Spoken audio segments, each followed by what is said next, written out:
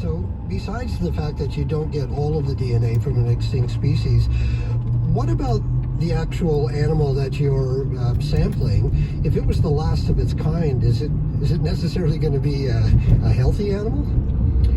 Well, that also is a great question, and it really depends. How did it go extinct, and did it go extinct as a result of its genome or not? Sadly, many species going extinct these days are not going extinct because their genome is kind of messed up or broken. They're going extinct because humans, can't stop destroying their habitat and so on, right? So if a species has just gone extinct because we've hunted them too much, probably doesn't matter that, you take one of the last ones, right? On the other hand, if a species goes extinct because its population's got smaller and smaller, and maybe it inbred more and more, and it got lots of what called deleterious mutations that were bad for it, then yes, you are going to bring back a kind of very detrimental version of the thing. And actually, another thing is, how many do you have to bring back? If we base our idea of what a Christmas Island rat genome looked like based on one Christmas Island rat, it wouldn't encompass the true diversity of the species, right? And this is maybe not so important for a rat from a tiny island, but say you want to bring back the aurochs, the extinct ancestor of the cow, would it make sense to bring it back based upon the genome of one aurochs from, say, England? Or would you need to sample them across the whole of its range, which was the whole way across Eurasia, right?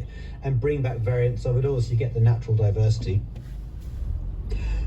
Why then do you think de-extinction is sometimes suggested as a solution to our current extinction crisis? Yeah, it's a very interesting question. And, de-extinction, to be fair to it, can be interpreted in different ways. On the one hand, you have the people who essentially are saying, look, we did a terrible thing getting rid of these species. We just, owe it to the world to bring them back, right, for a sort of philosophical or ethical reason, right? And the problem with that really is it gets very subjective when you talk about war. What do you want to bring back? And this is shown by the fact when I mentioned the rat to start with, everyone was kind of like, rat? We're not interested in a rat, right? Probably not interested in a guinea worm or smallpox, right? But so it's not really driven by any biological sense. At the other end, you get the de-extinction people who are interested in bringing back things that are like the extinct form that maybe played a very important role in the environment. And the argument is, because the animal is gone, the role they played is not being fulfilled, and that has environmental problems, right? And a simple example, which is not exactly extinction related, is, but these days apparently there are more and more jellyfish in the seas, right? And one of the reasons that's been argued is because there are fewer and fewer sea turtles, and sea turtles eat jellyfish, right? So if you remove all the sea turtles, maybe the sea gets full of jellyfish and everything collapses. So a reason to bring back turtles if they were gone would be to keep down the jellyfish numbers, right? So, and that's actually one of the arguments the mammoth people are using. They're arguing that because mammoths don't roam, the northern hemisphere anymore, when snow falls on the ground, the snow lies unbroken, just in a perfect layer, because the mammoths aren't going around feeding and breaking it up. And that can have consequences on how cold the ground gets, and that in turn can have consequences on how fast it warms in the spring, and that can have consequences on the release of greenhouse gases. So the argument's kind of, if we can take an elephant and make it live in these mammoth regions because we give it mammoth properties, maybe they will, act in the function the mammoth used to have and maybe be beneficial for the environment. It's an interesting argument. I mean, the counter argument could be, how many mammoths do you really need to bring back to do that? Is it feasible to make that many? Do mammoths themselves produce greenhouse gases and so on, right? So it spans many, many things. And I would like to be clear here, I am not against de-extinction at all. I think it's very, very interesting. I think people need to be very clear about what are they trying to achieve, but also they need to be clear about what will they end up with, right? Okay, so it sounds like you think this is an ethically debatable idea. So why did you spend so much time figuring out how it could be done? Well, I didn't figure out how it could be done. I actually was doing the opposite. I was looking at, what might go wrong. Because I do think that it's an ethically debatable idea, at least with regards to how you use money, right? So I come from a background in conservation where we're desperately trying to save lots of things from going extinct, right?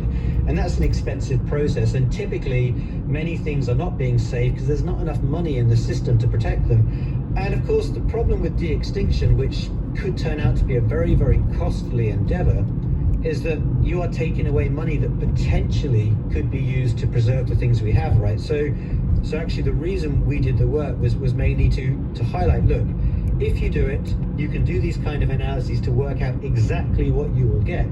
And then maybe you can think very hard about, is that what you want to spend your money on, when the alternative could be potentially keeping things around that are still there, right? So preservation is better than bringing back from the dead.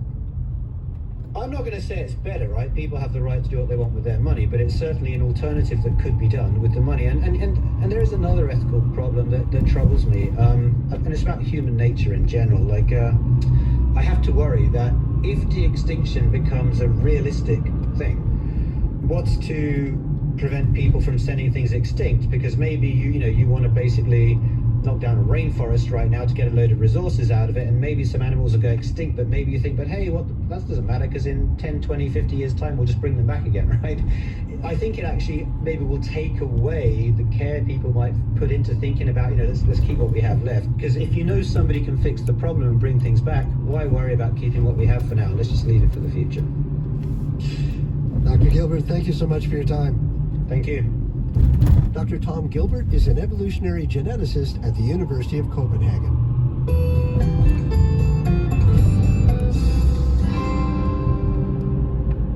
And you thought grizzlies and mountain lions were scary. Did you know there were giant crocodiles in northeastern British Columbia? Massive predators up to 12 meters long, weighing several tons? I mean, not now.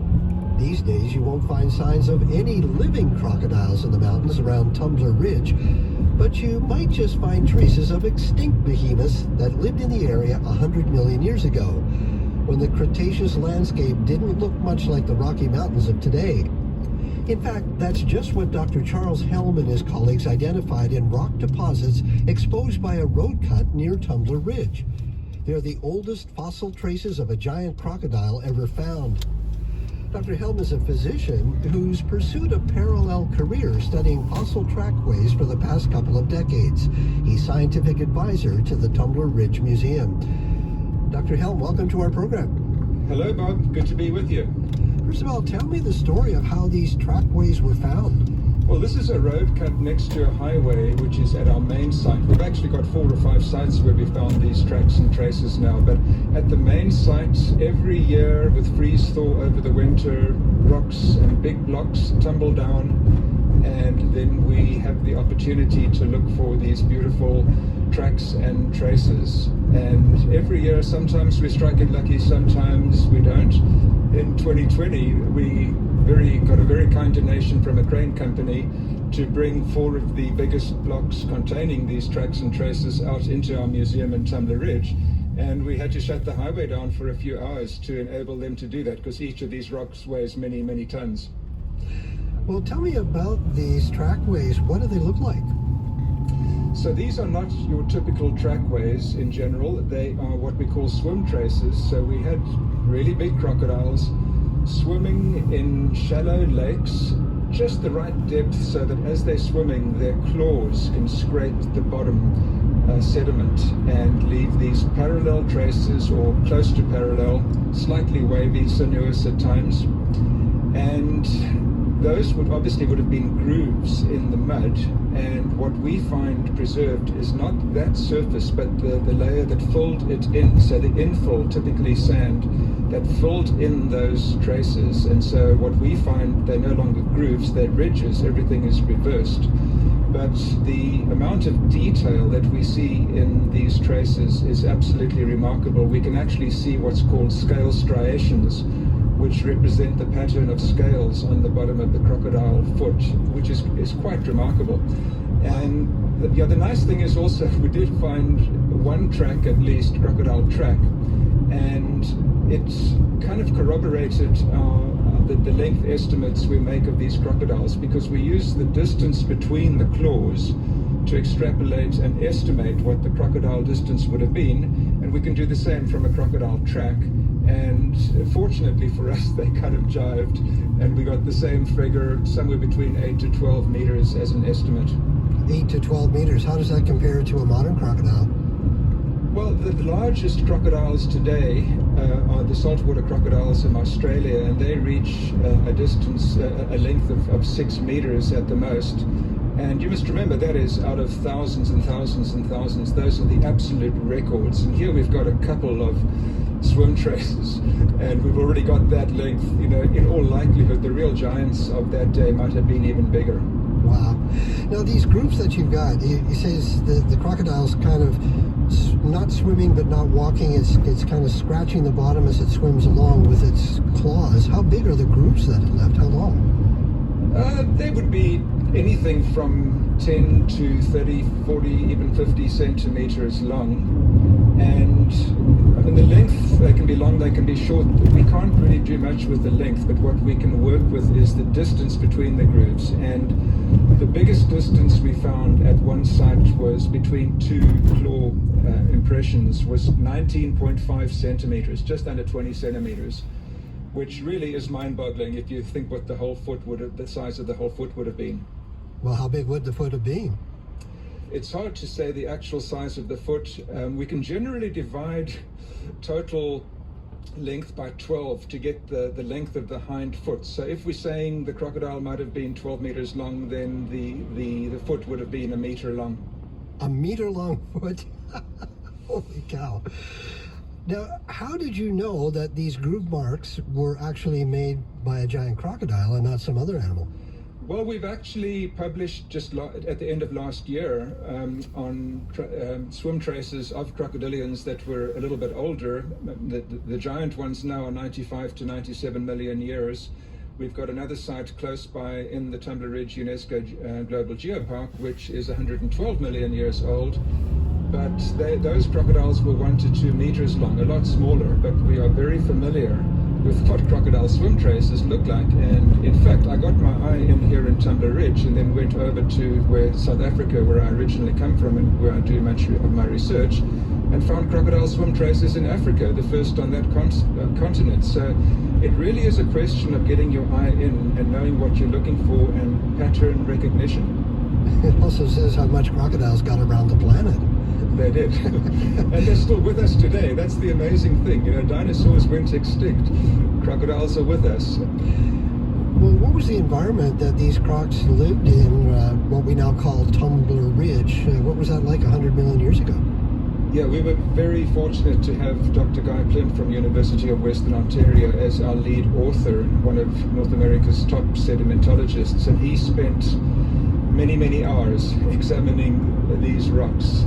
So we got a very, very flat area, about 100 kilometers inland from what was called the Western Interior Seaway, which joined the Polar Ocean with the Gulf of Mexico.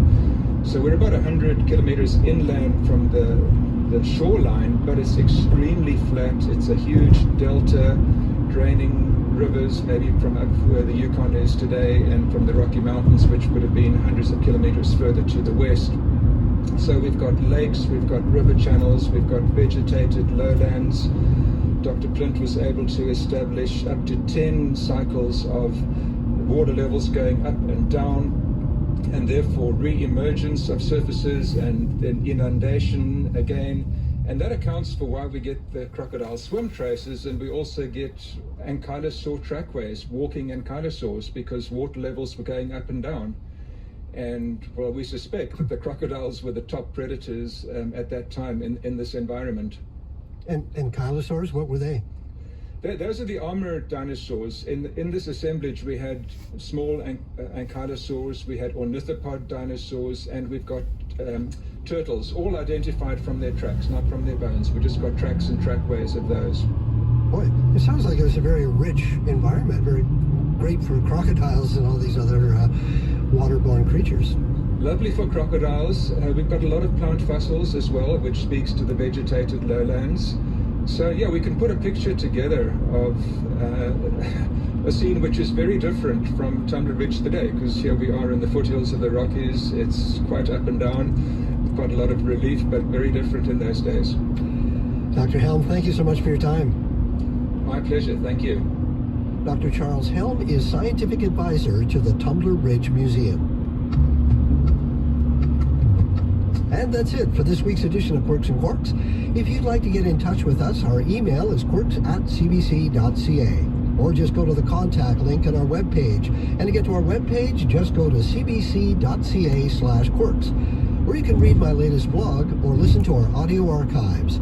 You can also follow our podcast or get us on the CBC Listen app. It's free from the App Store or Google Play. You can follow us on Twitter and Facebook at CBC Quirks. Quirks and Quarks is produced by Amanda Buckowitz, Sonia Biting, and Mark Crawley. Our senior producer is Jim Levins. I'm Bob McDonald. Thanks for listening.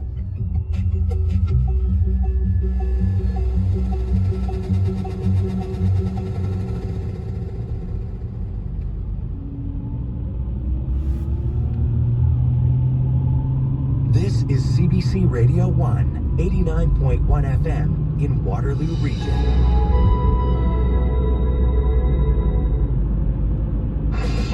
Hey, I'm Tamara Kandaker, and I grew up at the intersection of a bunch of different cultures. And that gave me a deep appreciation of other places and an understanding of how connected we all are. That's why we called our new podcast, Nothing is Foreign. This is world news that recognizes we're all part of a global community, a series for people who want the view from the ground. Nothing is Foreign comes out every Friday. Find it on CBC Listen or wherever you get your podcasts. The National Research Council official time signal.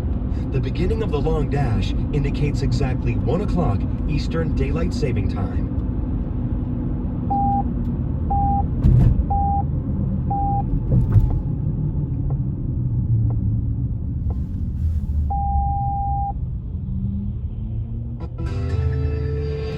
From CBC News, The World This Hour, I'm Julianne Hazelwood.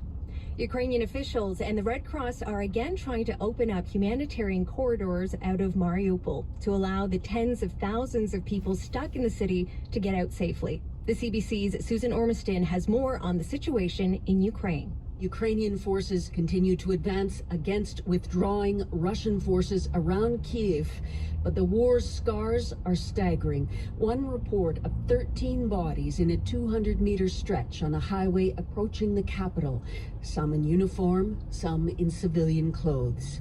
Ukraine's president accused Russians of leaving mines in homes and inside corpses as they withdraw from the area. На півночі нашої країни продовжується відхід окупантів. President Zelensky in his early morning video told Ukrainians Russians are slowly but noticeably moving out of northern Ukraine, but warned of a more brutal fight to come in the south and eastern parts.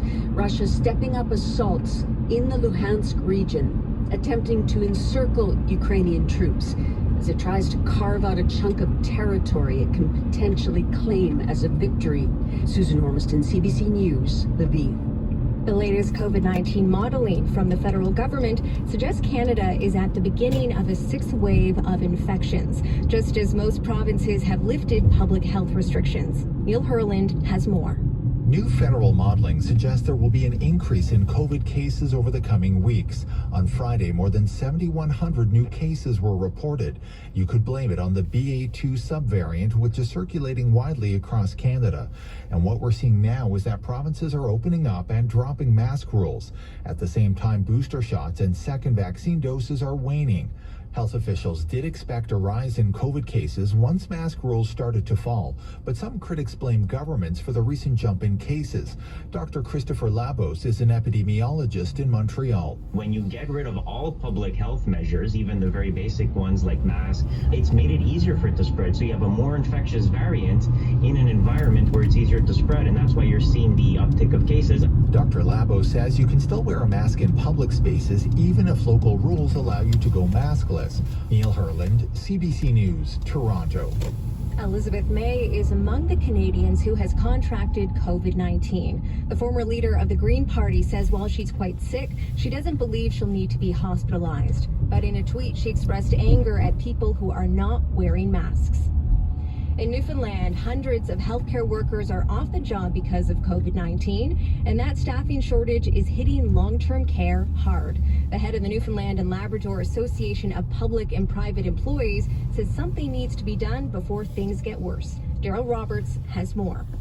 Earlier this week, Health Minister John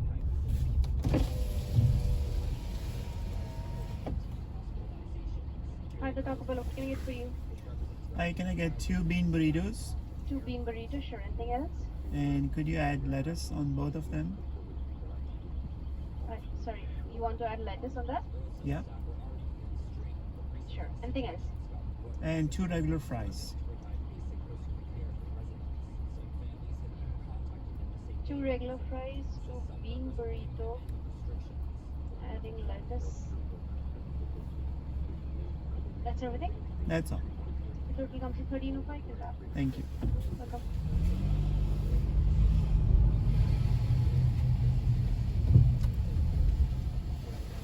Hello.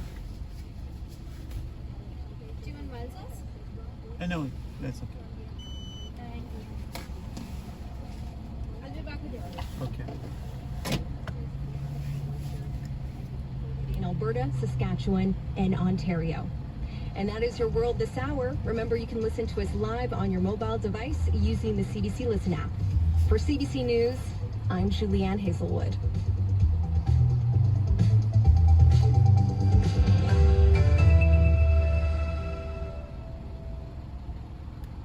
Here's your weather forecast for London. Sunny, but becoming a mix of sun and cloud going into the afternoon. Winds up to 15 kilometers an hour and a high of 6 degrees.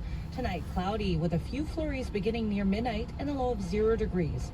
And for Kitchener-Waterloo, a mix of sun and cloud during the day with winds up to 15 kilometers an hour, a high of 6 degrees. Tonight, mainly cloudy with a few flurries beginning after midnight and a low of 0 degrees. And that's a look at your weather forecast for today. Have a great day. Thank you. Have a good day.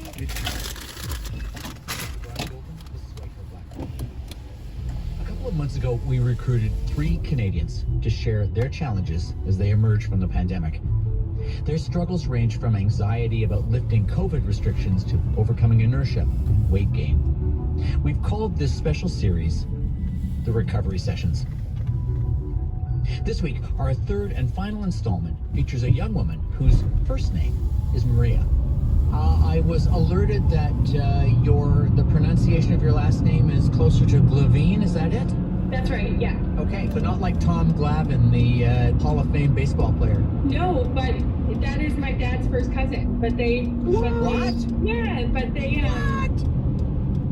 In 2014, Maria's famous cousin, pitcher Tom Glavine, was inducted into the Baseball Hall of Fame. We think Maria Glavine's story is also worthy of Cooperstown. But yeah, it's my dad's first cousin. And where in Newfoundland are you from originally? I'm from like Mount Pearl, St. John's area.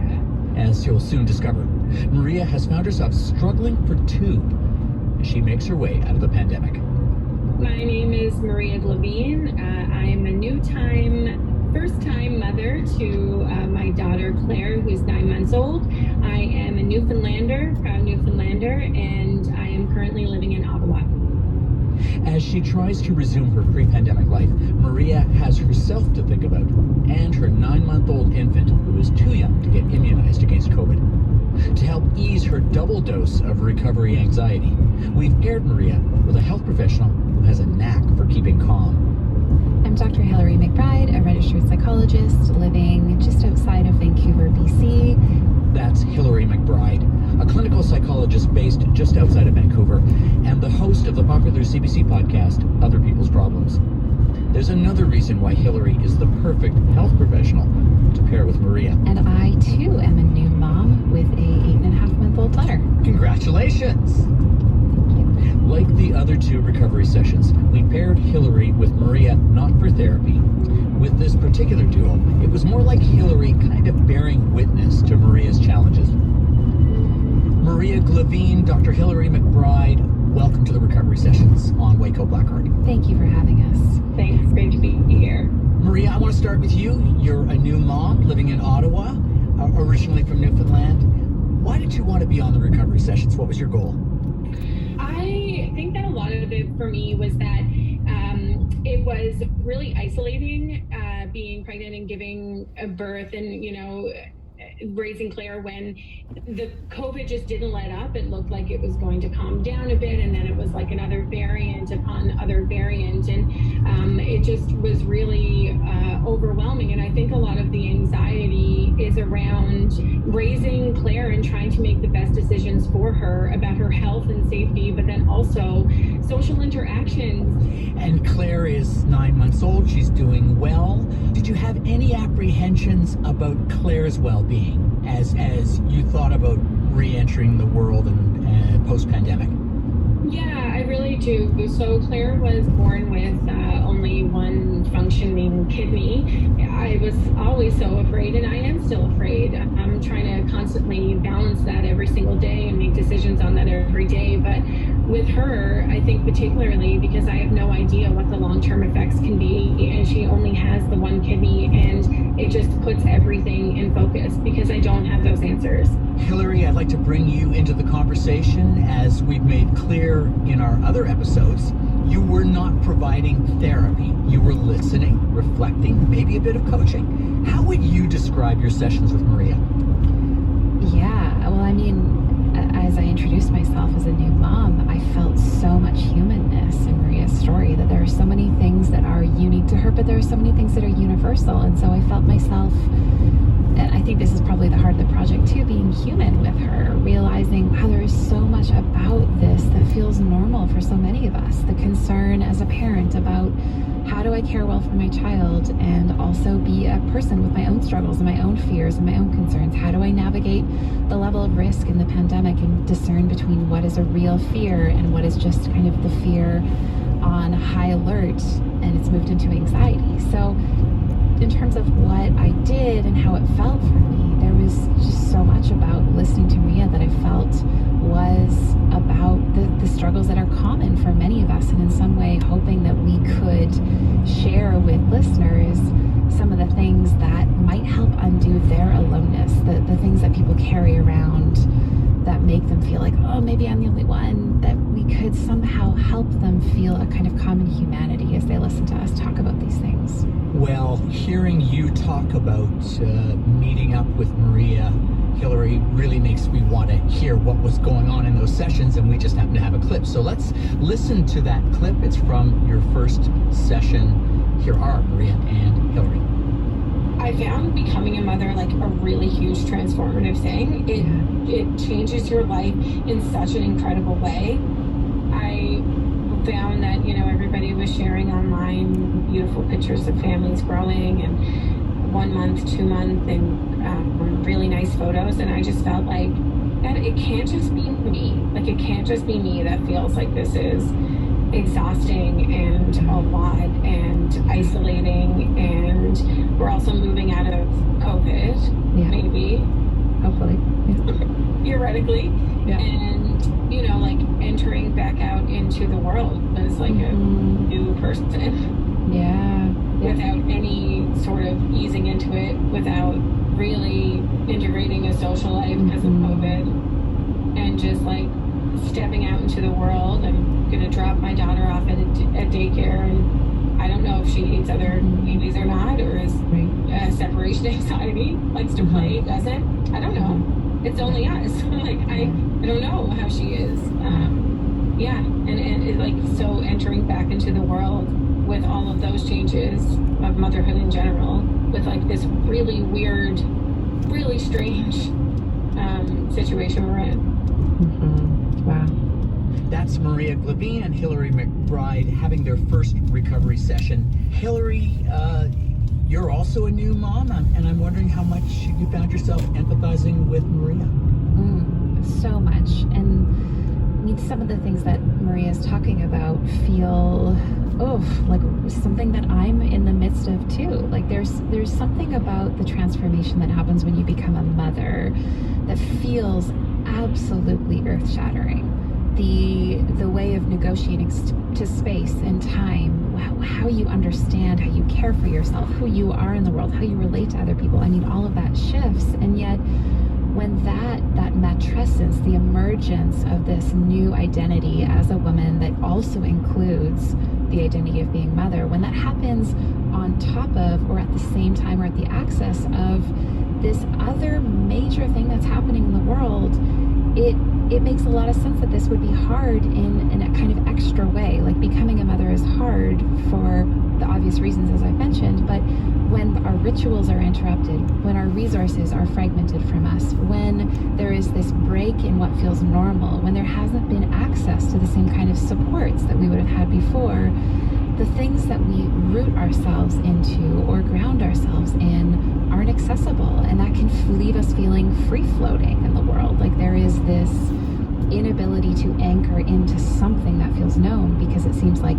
everything has changed. And so there, maybe for some of the listeners who haven't become new parents in the pandemic or are listening to this, maybe there's something else that feels resonant, like grieving someone who's passed and not having access to have a funeral, or feeling like you're graduating from school and you didn't have this sort of ceremony or ritual of the graduation, that when the big life changes happen and we don't have the things that help us find our place and our way, it can leave us feeling so disoriented in the world. And so I heard so much of what I've been navigating in what Maria has been talking about. And Hillary, it sounds like you're saying that Maria is not as unique as she thinks she is, that so many of us have been struggling with the same kinds of anxieties that she's articulated so well. Yeah, and I think if you listen to the clip about what Maria said, there's also this kind of a subtle story that she's bringing to the forefront about how we tell the truth about our lives on social media, and wondering, is there room for me to tell the truth about my struggles? Because typically there's this thing that happens when we present our best foot forward or put our best face forward into the world through our curated portrayal on social media. We tend to misrepresent the complexity of our lives. And so what that leaves us feeling like as we look at other people's social media feeds and hear the stories they're telling is like somehow we're the only ones, because we're the only one who knows what it's like to be with the depth of our pain and the intensity of our fears and the high of our joys. And when we see these kind of flattened versions or images of life being portrayed back to us, it's really easy to then look back at our lives and think, well, I'm not seeing anyone else tell the story about the complexity, so maybe I'm alone in it. And as we have had reduced contact with people in social spaces to just kind of bump into each other and hear about what's happening in life and what's hard, and our social circles have gotten in some ways smaller and smaller and smaller through the pandemic, it makes it feel so lonely to be a human. But, and here's the benefit of being a psychologist and hearing everybody's, the pain and like all the stuff that is just human that's going on for all of us, I get the glimpse into people's lives and realize, wow, that everybody is grappling with something, but maybe we just don't feel like we have the space to talk about it. You're listening to the Recovery Sessions on White Coat Black Art.